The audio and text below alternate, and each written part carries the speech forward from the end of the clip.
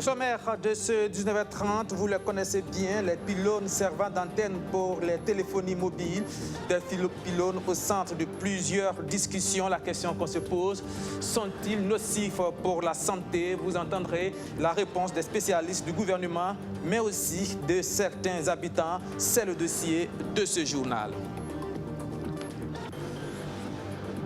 En Guinée, l'élection présidentielle a livré son verdict. Alpha Condé l'emporte avec plus de 59% des voix. Vous aurez les détails tout à l'heure. Et puis, la 23e nuit des Galians, la cérémonie qui consacre les meilleures œuvres journalistiques, a livré son verdict. Le super Galian se nomme Cheikh Tiga Sawadogo pour son reportage concernant l'insécurité dans le Sahel, l'ambiance et les images tout à l'heure.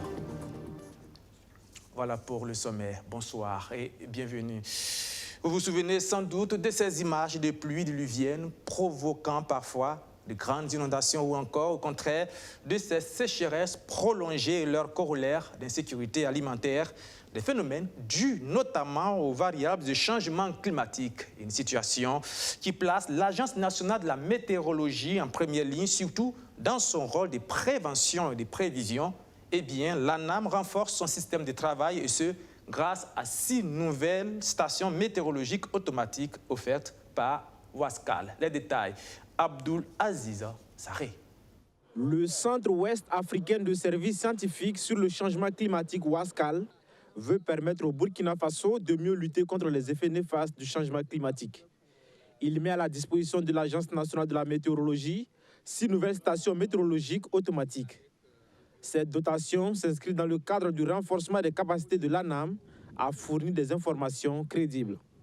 Ces stations ont été remises déjà dans plusieurs pays membres de Wascal. Et le Burkina aujourd'hui, ce sont tout effectivement de recevoir ces stations automatiques. Et ça vient effectivement renforcer les dispositifs de sécurité et d'observation au niveau du Burkina Faso et aussi apporter une touche, notamment de Wascal, dans cette perspective de sécurisation, dans le cadre effectivement de la lutte contre le changement climatique et le développement de la résilience des populations face à ce fléau-là. Installées depuis mars 2018, ces stations ont pour fonction la mesure des variables climatiques telles que la température, l'humidité, le rayonnement solaire, les pressions atmosphériques, la vitesse et la direction du vent. C'est très bien déjà que ce soit des stations automatiques parce que ce sont des stations qui nous permettront d'avoir des informations en temps réel. Donc ils vont renforcer déjà le système d'observation existant et nous permettre d'affiner nos prévisions afin de pouvoir lancer des alertes précoces qui seront utilisées pour prévenir les décideurs afin qu'ils prennent les décisions qui conviennent et également prévenir les utilisateurs finaux, c'est-à-dire tous ceux qui sont affectés par les phénomènes météorologiques et climatiques sensibles. D'une valeur de 39 millions de francs CFA, ce matériel a été acquis grâce à un financement de la République fédérale d'Allemagne. Il vient compléter à 286 le nombre de stations météorologiques automatiques au Burkina Faso. L'Allemagne est heureuse de constater les résultats atteints et reste confident que les équipements acquis seront utilisés de façon efficace dans la lutte contre les effets du changement climatique dans la région. Et permettez-moi un mot personnel, vraiment, le changement climatique, c'est un phénomène global. Même si c'est moins visible en Allemagne maintenant, soyez assurés, on restera à côté de nos amis dans la région et surtout au Burkina Faso. Je vous exhorte alors en faire bon usage des appareils. L'ambition de l'Agence nationale de la météorologie est de construire ses propres modèles de prévision en intégrant les données des stations météorologiques automatiques dans le supercalculateur ASPC déjà acquis. Le débat autour de leur présence dans les périmètres des lieux d'habitation ne s'arrête jamais. Il s'agit des pylônes servant d'antenne pour les téléphonies mobiles et construits sur les immeubles ou à proximité des concessions. Entre leur nocivité probable pour la santé ou encore leur grande importance pour une bonne connexion du réseau téléphonique mobile et une fluidité des services, eh bien, les avis divergent sur l'impact de ces infrastructures selon qu'on est spécialiste, membre du gouvernement ou tout simplement résidents. C'est le dossier de ce journal. Il est signé Madina Sienou. Difficile de circuler à Ouagadougou sans prêter attention à ce tas de ferraille peint en rouge et blanc et disséminé à travers la ville. Les pylônes, généralement placés sur les toits des immeubles ou à même le sol, servent à améliorer la qualité des services de communications électroniques. Pour une meilleure connexion Internet, par exemple, le Burkina Faso fera l'expérience dans quelques temps de la 5G. Toute chose qui nécessite une implantation des pylônes près des populations. Et la 5G nécessite d'avoir des antennes beaucoup plus proches des utilisateurs. Donc, aller sur la 5G, par exemple, viendra installer beaucoup plus d'antennes à proximité auprès des utilisateurs. Et c'est là que se trouve le problème. L'installation des pylônes près des populations n'est pas du goût de tout le monde. Les raisons avancées sont entre autres ses effets nocifs sur la santé. Je n'ai pas fait des études, c'est vrai, mais j'ai entendu dire que les pylônes ont des effets nocifs sur notre santé. Ils provoquent le cancer. D'après tout ce qu'on dit autour de ces histoires-là, on dit que ça émane des ondes qui peuvent être cancérigènes. Ça veut dire même nos propres portables là, on dit que ça a des effets sur nous. Voilà. Si ce truc-là, c'est lui qui attire des zones sur tout un périmètre de 300 à 400 mètres, vous voyez ce que ça fait. Dans le quartier Wemtenga, dans l'arrondissement 5 de Ouagadougou, un pylône placé sur le toit d'un immeuble R+2 trouble le sommeil des habitants.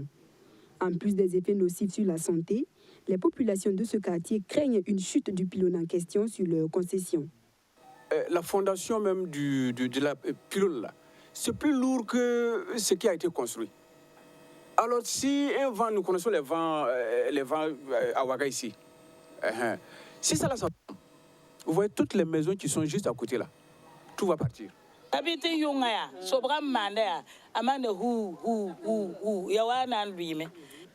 dernière, ce pylône nous a beaucoup dérangés. Il émettait des bruits bizarres qui ont troublé notre sommeil. On était couchés mais on ne dormait pas tranquillement parce qu'on avait peur que ça tombe sur nous.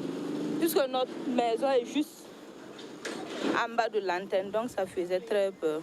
Bon, si on pouvait enlever, ça allait nous faire vraiment plaisir. À la question de savoir si les populations de Wemtenga connaissent l'utilité des pylônes, la réponse est claire. Oui, je sais bien que les pylônes sont nécessaires pour la communication, mais avant de communiquer, il faut être en vie ou en bonne santé. Je pense qu'il faut vraiment isoler ça dans des zones peut-être commerciales, parce que là, c'est une zone résidentielle. Et on ne peut pas comprendre qu'on puisse installer ça au milieu de nos concessions. Normalement, dans un quartier, le ministère, ou bien je ne sais pas qui, peut prévoir des zones, des terrains aménagés pour ce genre de trucs. Visiblement, la nécessité des pylônes est bien connue de tous, mais les populations préfèrent qu'ils soient implantés en campagne plutôt qu'en centre-ville.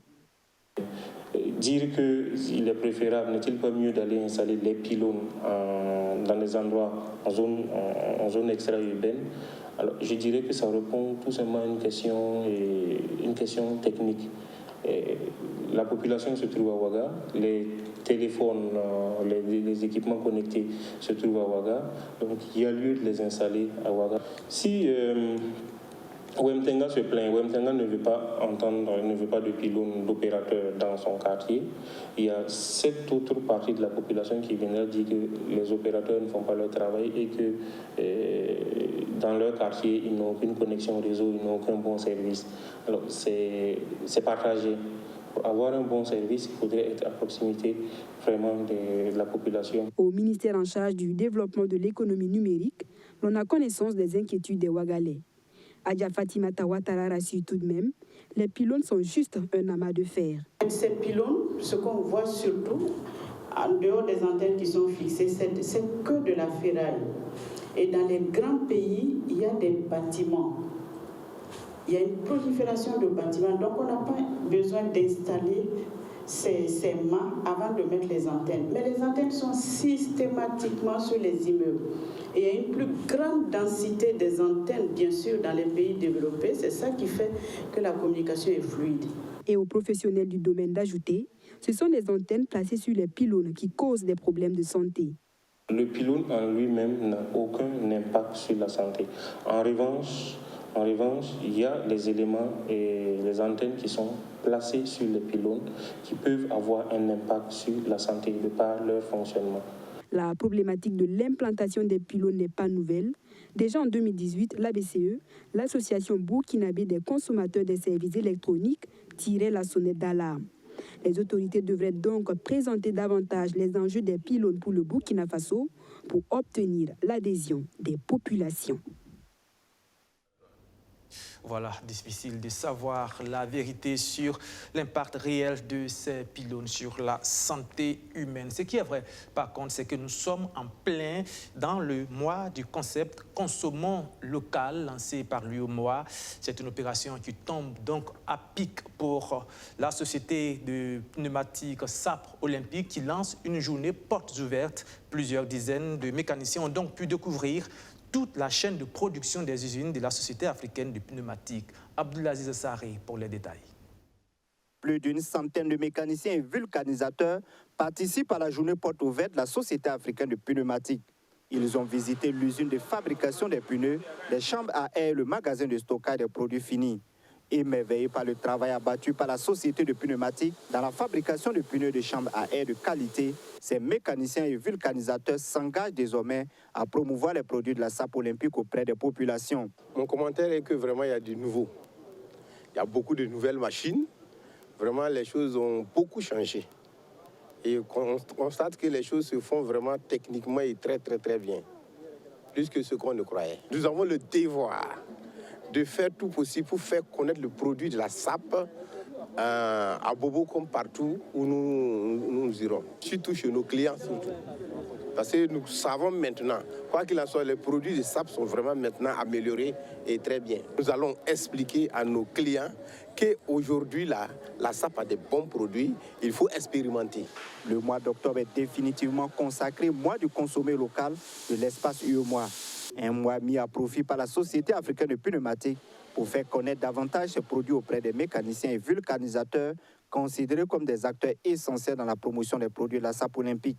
Nous, on veut donc que ces messieurs-là, ces dames qui sont dans la vulcanisation, dans la réparation des engins à 2 roues, connaissent les pneumatiques de la SAP, les chambres de la SAP, pour pouvoir les prescrire à ceux-là qui viennent les voir pour la réparation de leurs engins. Ça vise plusieurs objectifs. D'abord, comme j'ai dit tantôt, de leur permettre de connaître davantage la SAP et ses produits, mais c'est aussi pour la SAP de cerner les préoccupations spécifiques de ces mécaniciens-là, si elles sont prises en compte, pour les aider à aider la promotion de la commercialisation des produits de la SAP. En septembre 2019 et en août 2020, la SAP Olympique a bénéficié d'une opération de déstockage de ses produits dus à la mévente. La société veut passer à une autre étape de sa politique de commercialisation, cette fois avec les mécaniciens et les vulcanisateurs qui constituent les dernières personnes de la chaîne de distribution de ces produits. Nous, notre intention, c'est d'éviter d'aller tout le temps de stockage.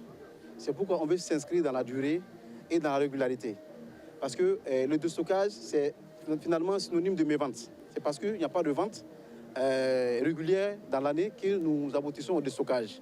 Ça ne donne pas bonne image du Burkina Faso et de la SAP Olympique. Nous sommes dit, si nous travaillons avec ces gens, s'ils arrivent à connaître vraiment la SAP Olympique, à admettre vraiment que la SAP Olympique fabrique des produits de bonne qualité, il y a une forte probabilité que ce message passe vers, en tout cas, le consommateur final qui va finir par faire son choix, qui est la SAP Olympique.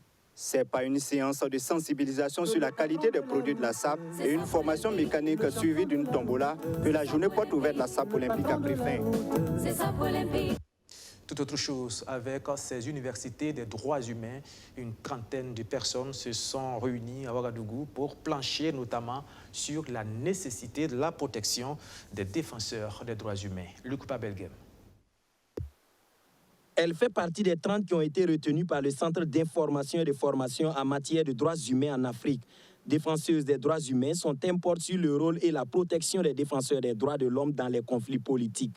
Pour José Seri de la Côte d'Ivoire, ces universités d'été des droits humains sont une opportunité pour elle de faire valoir ses compétences. Mon thème porte sur la protection, le rôle et la protection des défenseurs des droits de l'homme au sein des conflits politiques. Et il faut dire que la Côte d'Ivoire et le Burkina Faso ont déjà des lois internes de protection des défenseurs des droits de l'homme. Mais est-ce que leurs actions au sein des conflits politiques ne leur créent pas de problème en fait? Est-ce que par leurs actions ici, ils ne s'exposent pas à de l'intimidation, ne s'expose pas à de la prison et autres. Alors pour moi, l'idéal, c'est que mon thème soit retenu afin que mon projet puisse être réalisé dans mon pays, une étude efficace qui va servir non seulement à la Côte d'Ivoire, au Burkina et à tous les États africains qui vont se sentir concernés donc par cette problématique de protection des défenseurs des droits de l'homme. Parfois victimes de représailles, les défenseurs des droits humains ont droit à la protection. C'est le sens de la loi 039 adoptée par l'Assemblée nationale en juillet 2017 au Burkina Faso. En 2017, le ministère a porté cette loi qui a été adoptée par l'Assemblée nationale pour protéger ces défenseurs des droits humains au Burkina Faso, pour que dans la réalisation de leur mission, qu'ils ne soient pas inquiétés. En tout cas, que tous les actes que ces défenseurs poseront dans le cadre de leur mission ne soient pas, en tout cas, objet de poursuite. À travers ces universités d'été des droits humains, les participants seront outillés sur les mécanismes de promotion et de protection des droits humains. Traditionnellement, les UDA se déroulent en deux parties. D'abord, on a une partie théorique où on leur donne tout ce qui est arsenal juridique autour d'une thématique bien précise. Pour ce cas-là, c'est tout ce qui est arsenal juridique autour de la protection des défenseurs des droits humains. Ensuite, dans une deuxième partie, ils seront outillés sur l'élaboration des projets. Parce qu'il va sans dire que la plupart de ces jeunes-là sont issus d'associations qui développent des projets pour les mettre en œuvre. Donc, c'est les outiller sur l'élaboration des projets et les outils aussi à la recherche de fonds.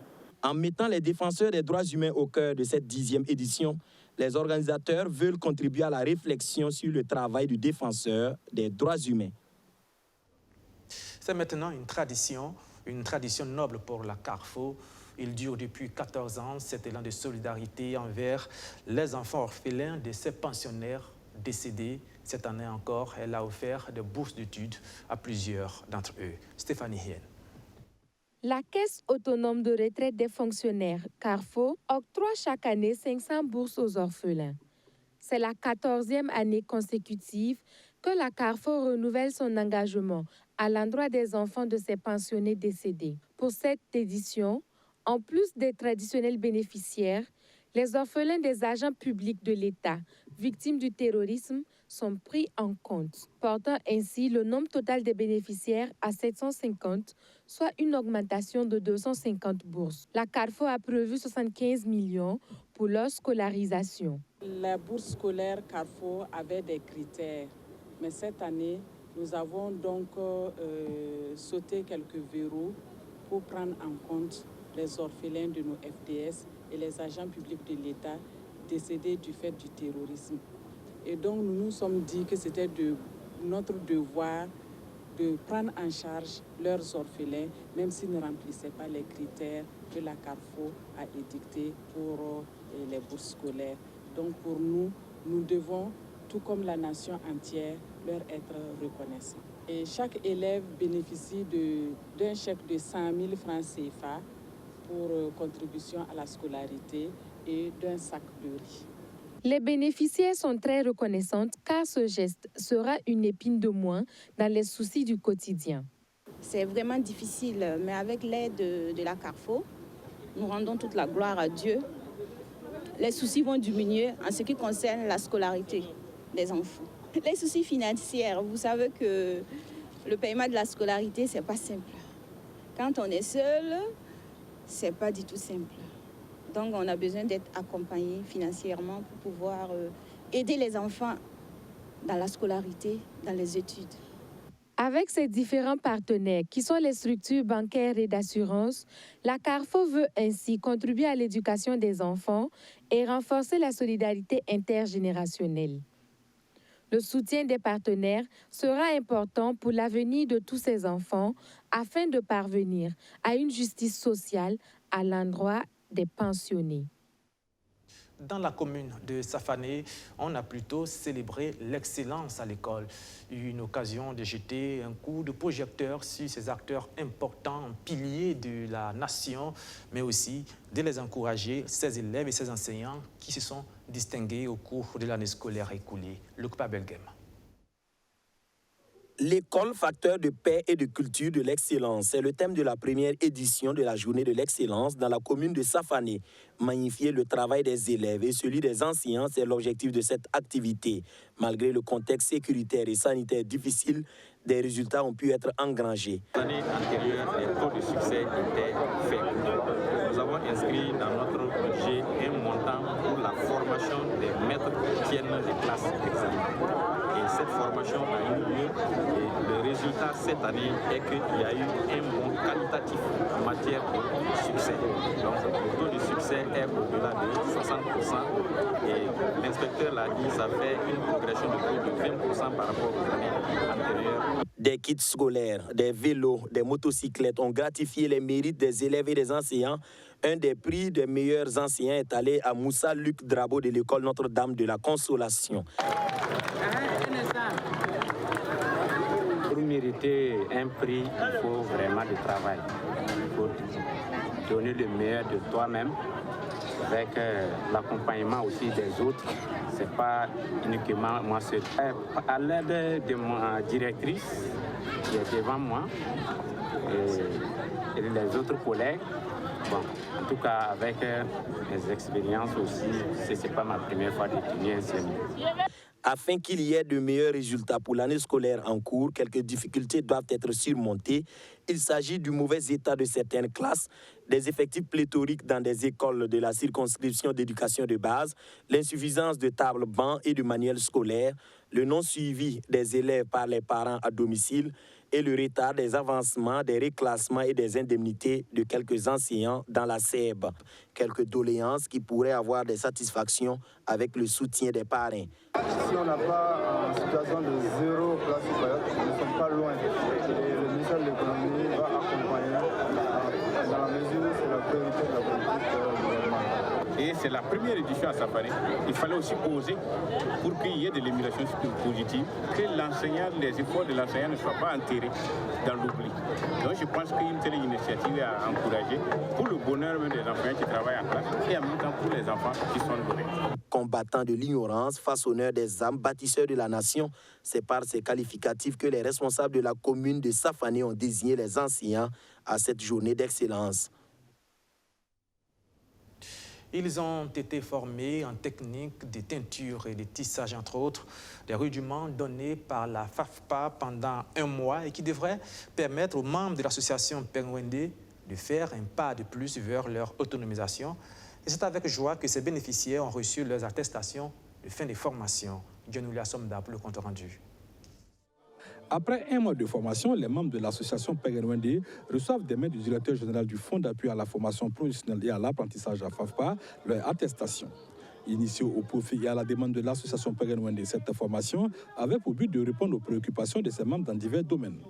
Créée en 2010, l'association Pengwende bénéficie par là de sa première formation. Au bout de cette session qui a porté sur les techniques de teinture et de tissage, les techniques de production de savon de toilette, de lessive et liquide, et enfin en bureautique, la coordinatrice de l'association n'a pas manqué de témoigner de sa satisfaction, non sans souhaiter de voir le nombre de bénéficiaires augmenter à la prochaine session.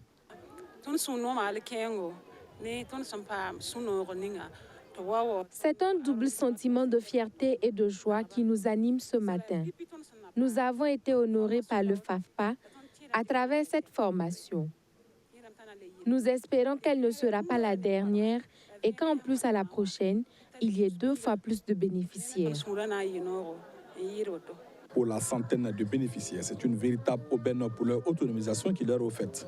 Après avoir suivi une formation en bureautique, Kadja Tutao se dit prête à faire valoir son savoir-faire sur le marché de l'emploi. J'ai été bénéficiaire de choses en formation en bureautique. Donc vraiment, au nom de toute l'association, je vais remercier le DG de FAFPA qui a fait un grand effort pour nous, pour que ce travail y ait. On a pris le Word, l'Internet, et puis SL. On compte aussi à déposer nos demandes aussi pour servir comme secrétaire et autres dans des bureaux aussi, si possible. Pour le FAFPA, qui a bien voulu accompagner l'association Pengwende, c'est un investissement de plus d'une vingtaine de millions de nos francs. Il va sans dire que le suivi sera effectif afin de s'assurer que les bénéficiaires soient capables de s'autonomiser.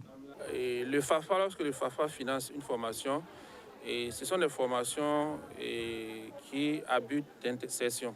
Nous faisons toujours le lien entre la formation et l'insertion. Et comme je l'ai dit dans mon mot, au niveau du ministère de la Jeunesse, il y a des fonds de financement qui sont là pour accompagner les acteurs, surtout dans le secteur de l'artisanat. Et comme je l'ai dit aussi, nous allons voir comment accompagner ces femmes-là à monter des projets de financement qu'on va accompagner pour obtenir des crédits dans le cadre de leurs activités. Donc il y aura un suivi naturellement. Au terme de la cérémonie officielle de remise des attestations, du matériel de tissage, de saponification, de teinture et d'élevage a été mis à la disposition des membres de l'association Pegenwende.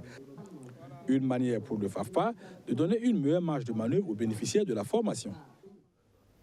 Magasin de stockage, marché à bétail, usine de transformation, le PCESA auprès des agriculteurs de la région du Nord, des infrastructures livrées à des bénéficiaires et bien qui n'en demandaient pas mieux pour booster leurs activités. Abdulaziz Saré. C'est une épine qui est enlevée du pied des producteurs de Yako à travers la réalisation de cette infrastructure. Un magasin de stockage d'une capacité de 100 tonnes pour une conservation de qualité et de longue durée du niébé. Avec ce joyau, le programme de croissance économique dans le secteur agricole PCESA entend mettre fin aux pertes post-récolte liées à la mauvaise condition d'entreposage.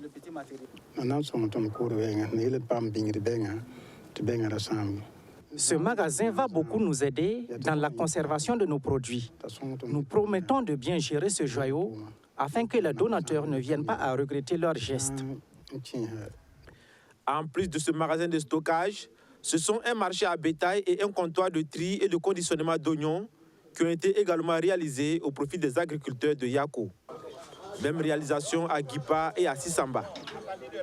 Nous pensons que ces investissements doivent aider, en tout cas, à apporter un plus dans le cadre donc, de l'amélioration des revenus des producteurs et de tous ceux qui sont aussi dans la chaîne donc, de transformation, dans tous les maillons de la production à la transformation, en passant par la commercialisation. Et nous pensons également que cela va aussi apporter un plus donc, en termes de ressources au niveau donc, du budget de chaque commune pour que justement ça soit réinjecté pour soutenir d'autres secteurs donc, au niveau de chaque commune. À Zogoré, tout comme dans les communes d'Arbolé, de Latodin et de Tiou, ce sont des magasins de stockage de sous-produits agro-industriels qui y sont réalisés. La commune de Waïguya, elle, bénéficie d'une unité de transformation de niébé réalisée par le PCESA. L'unité a été mise en place avec l'appui financier du Royaume du Danemark, de l'État du Burkina Faso et la commune de Waïguya. Donc c'est pour dire que c'est une grande unité de transformation de niébé qui va donner beaucoup d'emplois. Et à cause de ça, nous avons lancé, la mairie a lancé un appel à candidature pour pouvoir identifier une coopérative qui a la capacité de pouvoir gérer une telle infrastructure. La coopérative retenue, c'est la coopérative Nerwaya.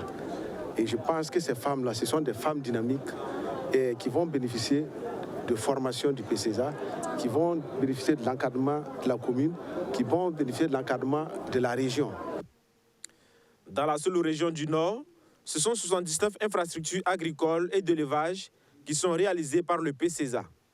Le coût global de toutes ces réalisations est estimé à plus de 3 milliards de francs CFA. Du Nord, on passe aux Cascades, la région des Cascades, où on promeut plutôt la consommation locale dans le secteur laitier. Un objectif largement au cœur de la journée promotionnelle du lait de cette région, surtout Justin Dabiri pour le compte rendu. Faire de la filière lait un des piliers du développement économique et de la sécurité alimentaire burkinabé, c'est la vision des acteurs du lait à travers l'organisation des journées promotionnelles du lait des Cascades. Ces journées promotionnelles constituent pour les organisateurs une opportunité pour promouvoir la consommation du lait local et sensibiliser davantage les éleveurs à une meilleure productivité en toute saison. Placé sous le thème l'amélioration génétique, la maîtrise de l'eau pour la production fourragère de contre-saison et le développement des marchés pour stimuler la croissance des unités de transformation de lait dans les Cascades. Ce thème interpelle les acteurs et les partenaires techniques et financiers sur les problématiques, les défis et enjeux du secteur sylvo-agro-pastoral. En effet, l'amélioration de la race, la maîtrise de l'eau sont les conditions indispensables pour une production laitière de qualité et de quantité. Cette 5e édition des journées promotionnelles a été marquée par des panels autour du thème central.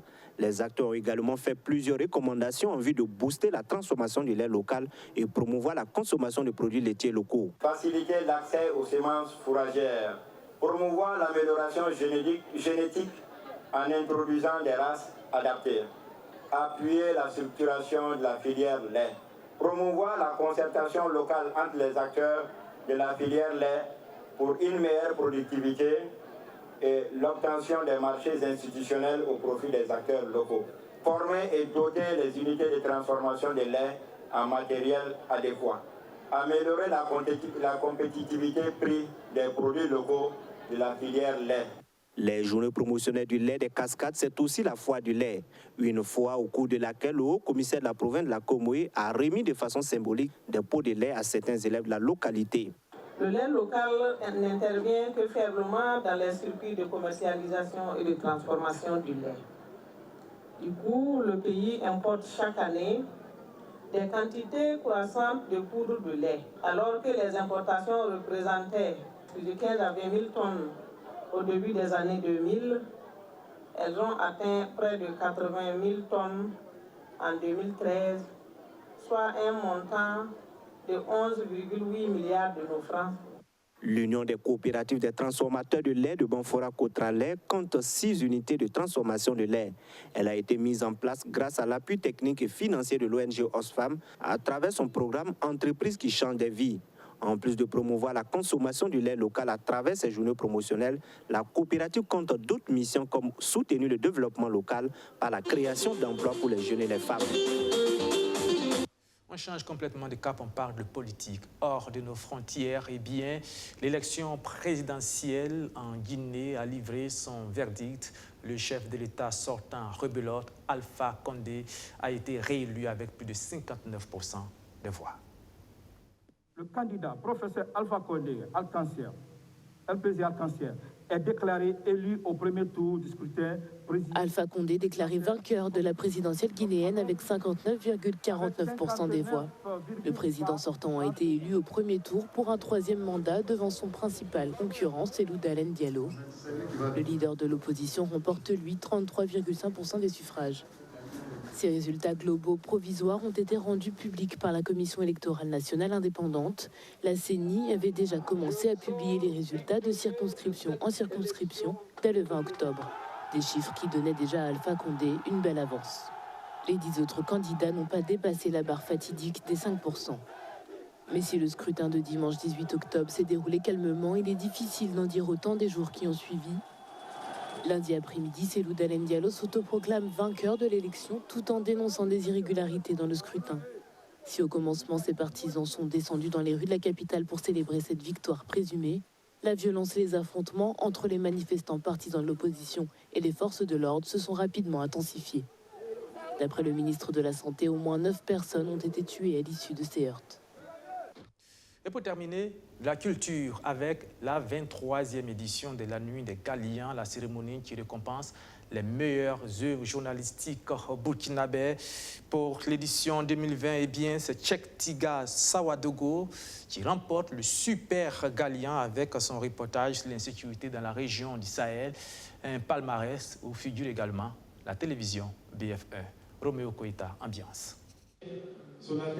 À la 23e édition des Prix Galion, c'était lui la vedette. Tel un ouragan, Tchektiga Sawadogo a tout raflé sur son passage. Prix du meilleur reportage en catégorie presse en ligne. Et pour boucler la boucle, il s'empare du trophée du Super Galion avec ses 2 reportages traitant de l'insécurité dans le Sahel et le nord du pays. Comme récompense, il repart avec la cagnotte de 3 millions de francs CFA du président du Faso, une villa de 20 millions de francs CFA offerte par la société immobilière PNBH.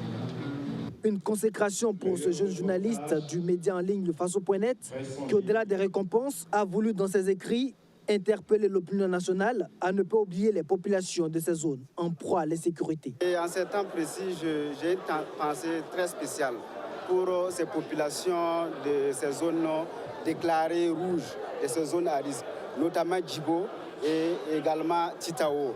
Ce sont des zones où je me suis rendu pour faire ces reportages. Donc j'ai une pensée spéciale pour les populations qui y habitent.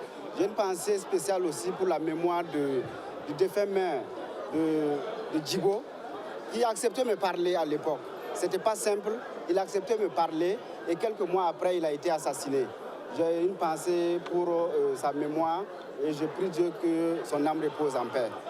Ce prix, bien entendu, c'est une invite à mieux faire. Sur le tableau des lauréats de ces prix Galion, il faut aussi compter avec la télévision BF1 qui inscrit son nom en lettres d'or au palmarès de l'édition 2020. Kwame Hervé Dapa, journaliste présentateur, monte sur la plus haute marche dans la catégorie présentation en télévision. Une première pour la chaîne au cœur de nos défis. Oui, c'est vrai que c'est le tout premier prix de la télévision BF1. Mais bon, comme on le dit, peut-être la petite vient en mangeant. Peut-être que les prochaines fois, on va pouvoir encore glaner des prix.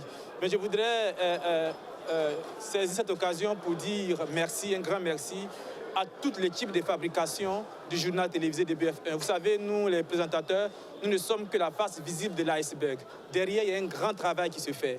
Et il faut dire merci à tout ce monde-là. Je pense notamment à l'équipe de réalisation du journal télévisé de BF1 et tous ses associés, ses collaborateurs, l'ingénieur de son, de lumière, la synthé, qui font un travail extraordinaire chaque jour à la même heure, à 19h30 ou bien à 13h, pour nous montrer notre meilleur jour. Je voudrais aussi remercier la rédaction de BF1, toute l'équipe de rédaction, avec des jeunes journalistes déterminés à bien faire leur travail, avec à sa tête le rédacteur en chef Aubin Guébré et son adjointe Caroline Mioda, qui font un très bon boulot. Et c'est à tout ce monde-là que je voudrais dédier ce prix-là. À cette 23e édition des prix Galion, ce sont au total 19 prix officiels et 7 prix spéciaux qui ont été décernés. Des trophées majoritairement remportés par les médias publics. Le ministre en charge de la communication félicite les lauréats tout en invitant l'ensemble des journalistes burkinabés à faire de la recherche et de l'excellence leur leitmotiv. Il y a une qualité qui se dégage, notamment au niveau des médias de service public. Je pense que la presse privée doit en prendre graine parce que le buzz n'est pas forcément la solution. Il y a des pratiques journalistiques à respecter, il y a des modèles et des clés à mettre en œuvre. Je pense que c'est important. Le fait également qu'un journaliste du Faso.net soit le Galian, le super Galian est intéressant parce que ça montre que même dans ces médias de services privés qui parfois n'ont pas les capacités techniques de la RTB ou de Sidoa, il y a des talents et il faut juste permettre à ce qu'ils s'épanouissent et s'expriment. Pour cette édition, ce sont 189 candidatures qui ont été enregistrées, soit une augmentation de plus de 12% de taux de participation par rapport à l'édition 2019. Le jury, quant à lui, invite les responsables de presse à offrir des possibilités d'une formation continue à leurs journalistes, car nombre d'entre eux peinent toujours à maîtriser les genres journalistiques, selon le jury. Et voilà, c'est ici que prend fin ce journal. Merci de l'avoir suivi. Je vous donne rendez-vous demain à la même heure, 19h30, pour le 7 Info. Bon week-end.